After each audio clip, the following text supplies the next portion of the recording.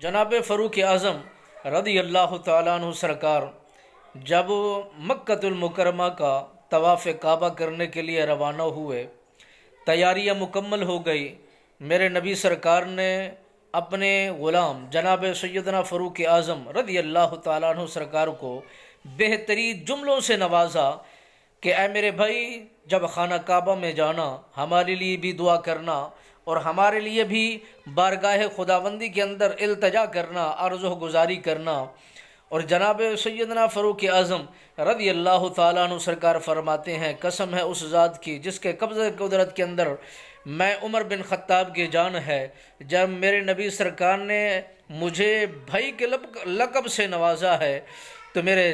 جان کے اندر ٹھنڈک سی جاری ہو گئی اور میرا دل ٹھاٹھے مارتا ہوا اس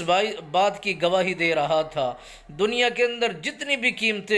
قیمتی چیزیں ہیں سب اس جملے پر قربان کر دوں، سب اس جملے پر فدا کر دوں کہ میرے نبی سرکار نے مجھے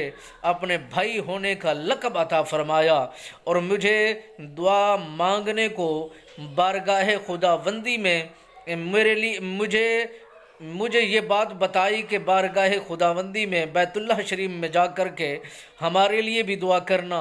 یعنی عالم اسلام کے لیے بھی دعا کرنا، نبی سرکار کے لیے بھی دعا کرنا، نبی سرکار کی اس گناہ گار سیاہ کار قوم کے لیے بھی دعا کرنا۔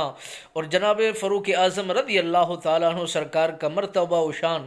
میرے حضور کے سامنے اتنا بلند ہے کہ آپ نے اپنے صحابی کا نام لے کر نہیں فرمایا، بلکہ فرمایا اے میرے بھائی، طواف کعبہ کو جا رہے ہو، ہم سب کے لیے دعا بھی کرنا، بقا کی خاطر، استقامت کی خاطر، دین اسلام کی خاطر۔